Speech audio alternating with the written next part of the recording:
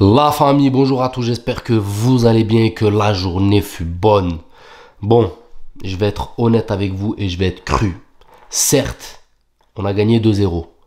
Je suis content, on prend les 3 points. Mais qu'est-ce qu'on est nul, les gars. On est nul. Faut voir la réalité en face. Là, en ce moment, on reconnaît pas notre Real Madrid. Il n'y a rien qui va. Il n'y a rien qui va, que ce soit du milieu de terrain à l'attaque. Et je vais être honnête avec vous. Et Mbappé, oui, je suis d'accord. C'est peut-être un des meilleurs sur ce match en attaque. Cependant, le choupage à l'extrême de Da Fonseca, là, qui le pompe à longueur de match, là, faut arrêter. Faut arrêter. Et désolé pour la vulgarité, les gars. Mais moi, voilà, quand je débriefe, des fois, je sors de mes gonds. C'est les émotions qui parlent. C'est trop. J'ai plus le seum parce qu'ils exagèrent. Parce qu'en fait, ils sortent de leur cadre de commentateurs. Ils sont là, ils abusent. Ils se focalisent sur un joueur alors que toute l'équipe va mal.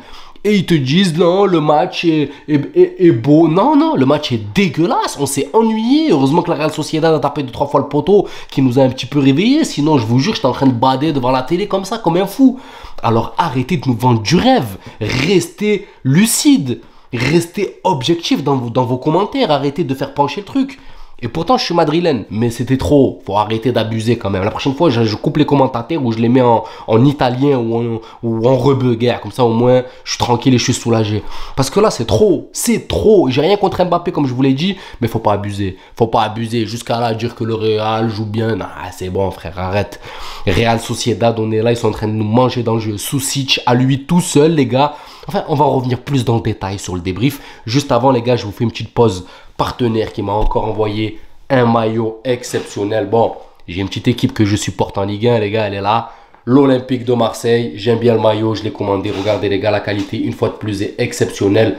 N'hésitez pas, le Vestiaire Store dans la barre de description, code Benz. 10%, 25 euros, moins 10%. Donc n'hésitez pas à commander et ça donne de la force à la chaîne. En 10 jours, votre commande est chez vous.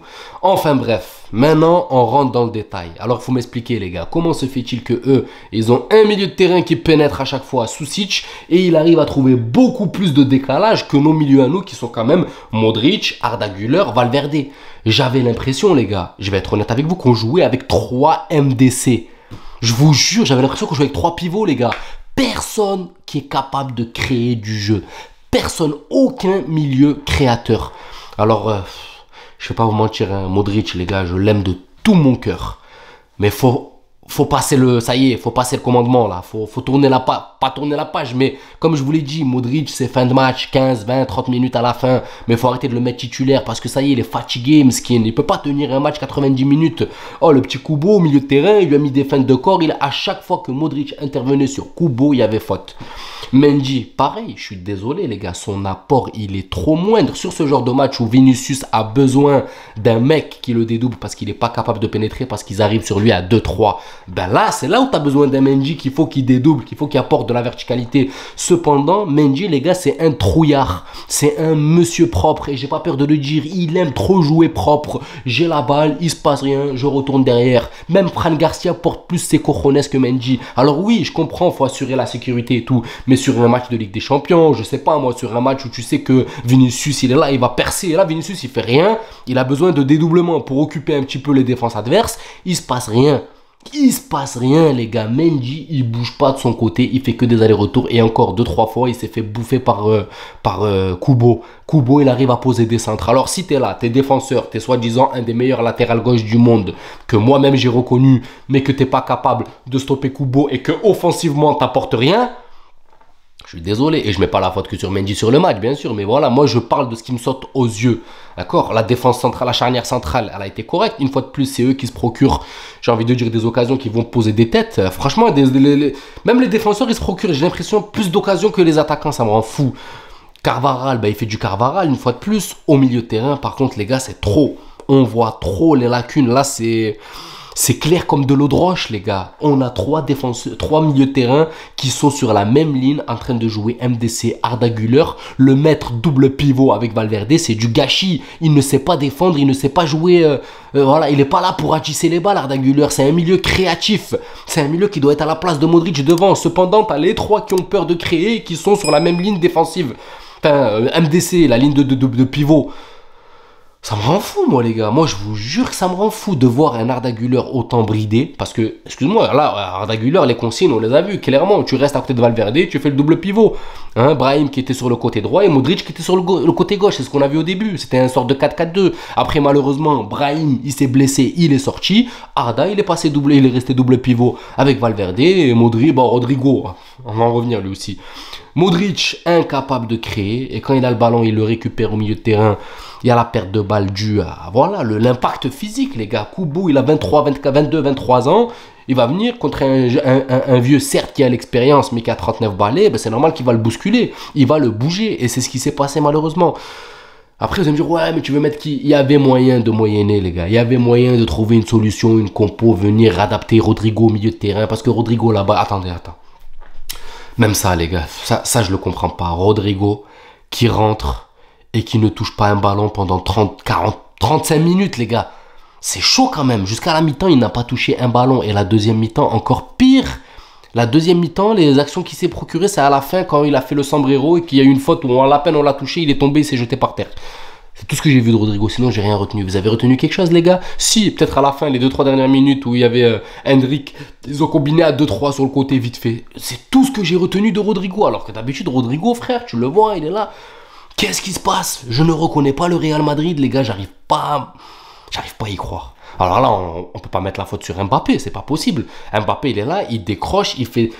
Je vais pas le chouper comme le fait Da Silva, mais Da Fonseca, pardon, mais quand même, là, c'est le seul qui s'est un peu démarqué sur cette attaque. Même si Vinicius, il a fait beaucoup de déchets au début, à toujours vouloir chercher ses extérieurs du pied. Arrête, reste sur les bases, le concret, va provoquer sur ton côté là-bas, soit le perturbateur, soit le mec qui perturbe les équipes adverses. Arrête de vouloir jouer tout le temps, faire des passes, l'altruisme et tout. Non, c'est bon, frère. Joue comme tu as l'habitude de faire. J'ai l'impression qu'ils sont en train de changer leur style de jeu, alors que Vinicius, on t'a connu sur ce côté où tu fais mal. Et là, j'ai l'impression que tu fais plus mal. Tu cherches tout le temps dès que tu as la balle, une, deux touches de balle et tu veux faire un extérieur du pied. Enfin bref, des fois, quand les nouvelles choses ne marchent pas, il faut retourner aux fondamentaux que l'on maîtrise. Je trouve, pour moi, des fois, quand tu tentes de nouvelles choses, il faut retourner aux fondamentaux que tu maîtrises. Là, Vinicius, je ne sais pas ce qu'il fait, mais j'arrive pas à retrouver le Vinicius. Après, peut-être qu'il passe un mauvais cap en ce moment. Mais moi, je vous le dis, les gars, là, le Real Madrid, c'est pas le Real Madrid. Bon, maintenant, on va quand même s'arrêter un peu sur Mbappé. Mbappé, je le trouve en jambes. Mais comme vous le savez, dans le football, tu as le facteur talent, tu as le facteur cohésion, équipe, et tu as le facteur chance un petit peu. Et là, le Real Madrid, en général... et sur un facteur chance qui est nul. D'accord? On est à moins 1, moins 2 facteurs chance. Donc, vous savez, le facteur chance, moi, c'est un truc qui est alternatif.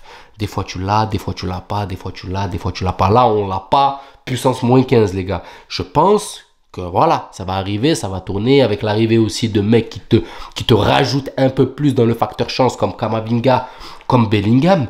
Mais clairement, la chance n'est pas de notre côté, déjà de une, parce qu'Mbappé sur le virgule, crochet, enroulé d'habitude, même si c'est un angle fermé, c'est certes. Mais combien il en a mis comme ça avec Paris, les gars?